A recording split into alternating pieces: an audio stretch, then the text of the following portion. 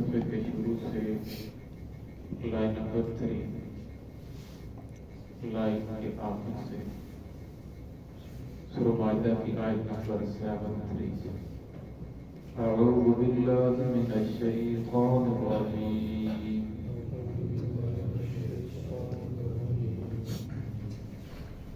بسم اللہ الرحمن الرحیم افلا يتوبون إلى الله ويستغفرون والله غفور رحيم ما المسيح ابن مريم إلا رسول قد خلت من قبله الرسل وأمه صديقا كانا يأكلان الطعام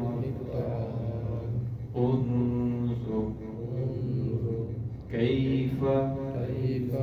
نبين لهم الآيات ثم انظر أنا يؤفكون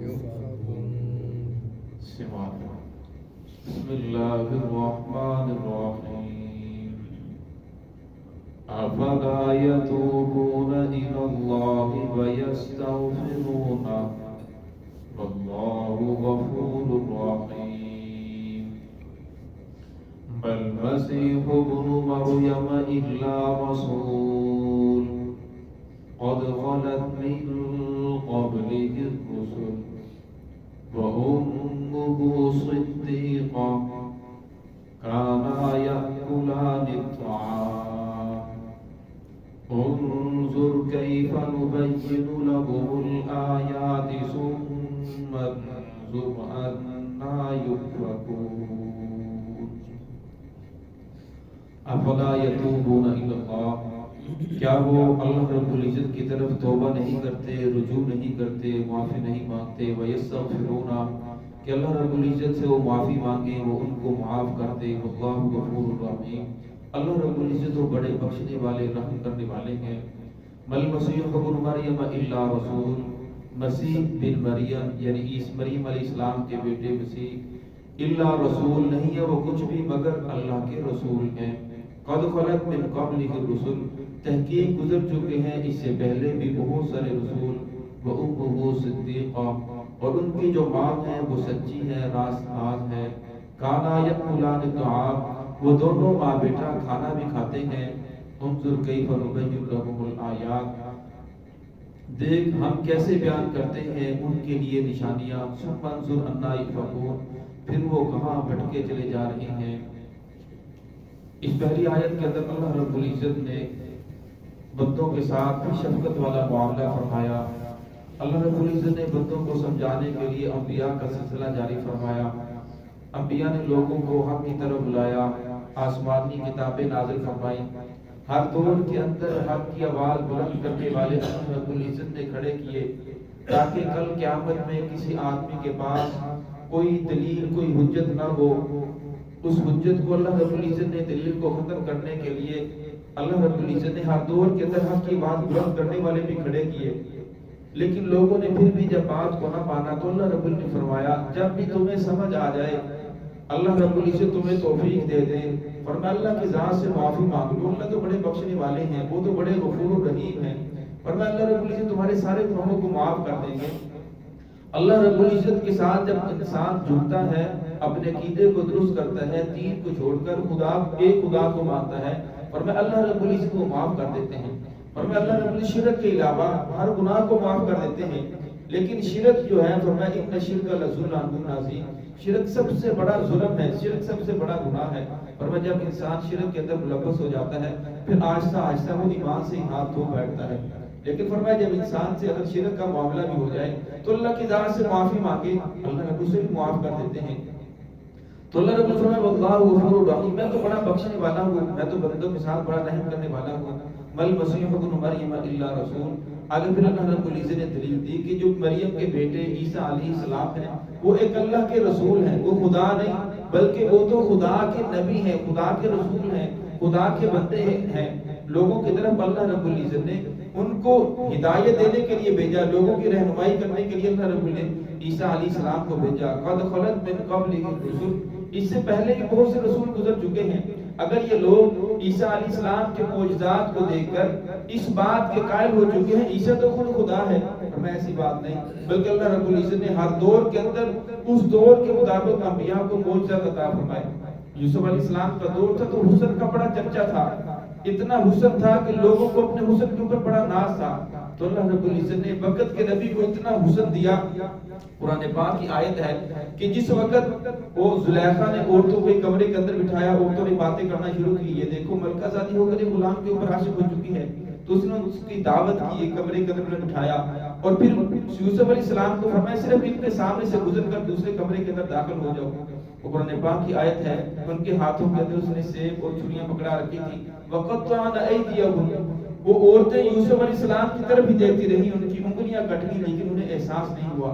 تو اللہ رب العزت اپنے نبی کو ایسا معجزہ عطا فرماتے ہیں کہ اس دور کے جتنے بھی لوگ ہیں وہ سارے کے سارے اس کے مقابلے کے اندر عاجز آ جائیں۔ موسیٰ علیہ السلام کا دور تھا تو موسیٰ علیہ السلام کے دور کے اندر جادو کا بڑا چرچا تھا، اور جادو کے ذریعے انسان کو گدھے کو انسان یعنی انسان کو گدھا نظر آنے لگ جاتا تھا اور گدھے کو گدھا بھی انسان نظر آنے لگ جاتا تھا۔ تو اللہ رب العزت نے جب موسیٰ علیہ السلام کے ساتھ ان لوگوں کا مقابلہ ہوا تو فرعون نے 72,000 جادوگروں کو جمع کیا، ہر ایک کے پاس ایک لاٹھی اور ایک رسی تھی، اور ایک بڑا میدان لگا، سارے کے سارے لوگ جمع ہوئے، تو ہر ایک نے اپنی رسی اور لاٹھی پھینکی، وہ میلوں تک صاف ہی صاف نظر آنے لگے۔ تو موسیٰ علیہ السلام بھی گھبرائے، تو اللہ نے فرمایا آپ پریشان نہ ہو، اپنی لاٹھی کو پھینکے۔ تو موسیٰ علیہ السلام نے جو ہاتھ کے اندر لاٹھی تھی، ڈنڈا تھا، اس کو پھینکا تو بہت بڑا اژدہا بن گیا اور تمام کے تمام سانپوں کو نگل کے بیٹھ گیا۔ تو وہ جادوگر تھے، وہ سمجھ گئے کہ یہ جادوگر نہیں بلکہ یہ اللہ رب کی طرف سے معجزہ ہے، وہ سارے کے سارے سجدے کے اندر گر گئے، وہ ایمان لے کر آئے۔ اسی طرح عیسیٰ علیہ السلام کا دور آیا تو عیسیٰ علیہ السلام کے دور کے اندر طب کا بڑا چرچا تھا، طبیب بڑے مشہور تھے، کوئی بھی بیماری ایسی نہیں تھی جس کو وہ ختم نہ کر سکتے تھے، ہر بیماری کا علاج ان کے پاس موجود تھا۔ لیکن مادر ذات اللہ، جو بچہ ماں کے پیٹ سے اندر پیدا ہوا، اسے کوئی بھی ٹھیک نہیں کر سکتا تھا، مردے کو کوئی بھی زندہ نہیں کر سکتا تھا، کوڑ کی بیماری والے کو کوئی بھی ٹھیک نہیں کر سکتا تھا۔ تو اللہ رب العزت نے عیسیٰ علیہ السلام کو ایسے معجزات عطا فرمائے، جو مادر ذات اندر ہوتا اس کی آنکھوں پہ ہاتھ پھیرتے اس کی آنکھیں بالکل درست ہو جاتی، جو بچہ بہت بندوں سے کہتے قم باذن اللہ، اللہ کے حکم سے کھڑا ہو جا، وہ زندہ ہو کر کھڑا ہو جاتا، باتیں کرنے لگتا۔ چھوٹا سا پرندہ بناتے، اس کے اندر پھونک مارتے، اس کو وہ اڑنے لگ جاتا، اللہ رب العزت کو روح عطا فرما دیتے۔ تو لوگ ایسی معجزات کو دیکھ کر عیسیٰ علیہ السلام کو خدا سمجھنا شروع کر دیا۔ تو اللہ نے فرمایا قد خلت من قبلہ الرسل، اس سے پہلے بہت سے رسول گزر چکے ہیں جس کو اللہ رب نے معجزات عطا فرمائے۔ معجزات کا عطا کرنا فرمایا یہ اس نبی کی نبوت کی دلیل ہے، یہ واقعی اللہ رب کی طرف سے نبی ہے اور خدا نہیں ہے۔ وَأُمُّهُ صِدِّيقَةٌ، فرمایا ان کی جو ماں ہے وہ راست باز ہے، وہ سچی ہے، فرمایا اس کی ماں نے کوئی بہتان، اس کے اوپر جو بہتان لگا رہی ہے ایسی بات نہیں ہے، یہ کوئی زانیہ بدکار عورت نہیں، یہ تو بڑی سچی پاک دامن عورت ہے، یہ تو صدیقہ ہے۔ کانا یأکلان الطعام، اللہ نے پھر فرمایا کہ یہ وہ دونوں کھانا کھاتے ہیں۔ جب انسان کھانا کھاتا ہو وہ زمین کا ہی محتاج ہوتا ہے، آسمان کا ہی محتاج ہوتا ہے، جب تک زمین فصل نہ اگائے، بیج نہ بویا جائے، ہل نہ چلائے جائے، وہ کیسے کھائے گا؟ جب تک سورج کی اس کو تپش نہ ملے، چاند کی روشنی نہ ملے، ستاروں کی اسے چمک نہ ملے، تو فرمایا وہ کیسے پھل تیار ہوگا، وہ سبزی کیسے تیار ہوگی؟ فرمایا جو کھانا کھاتا ہو وہ محتاج ہے، جو محتاج ہو وہ خدا نہیں ہو سکتا۔ تو اللہ نے آگے پھر فرمایا انظر کیف نبین لہم الآیات، دیکھ ہم کیسے ان کے لیے نشانیاں بیان کرتے ہیں، ہر بات کو کھول کر کے بیان کر دیا۔ ثم انظر انا یؤفکون، لیکن دیکھو پھر بھی یہ لوگ کہاں بھٹکے جا رہے ہیں۔ فرمایا ان کو سب دلائل دیکھنے کے باوجود، ہر چیز انسان کے سامنے ہو رہی ہے، ان سب کو دیکھنے کے باوجود پھر بھی اگر انسان راہ راست پر نہیں آتا، فرمایا اللہ کا کچھ نہیں بگاڑتا، بلکہ اگر نیکی کرے گا تو اس کا فائدہ بھی انسان کی اپنی ذات کو ہوگا۔ اگر کوئی انسان نیکی نہیں کرتا، برائی کے راستے پر چل رہا ہے، فرمایا اللہ رب العزت بار بار بندے کو سمجھاتے ہیں تاکہ بندہ سیدھے راستے پر آ جائے۔ فرمایا اگر بھی کوئی پھر بھی کوئی سیدھے راستے پر نہ آئے تو اللہ کی ذات کا کچھ نہیں بگاڑے گا، اپنا ہی نقصان کرے گا۔ تو اللہ رب العزت ہم سب کو صراط مستقیم پہ چلنے کی توفیق عطا فرمائے۔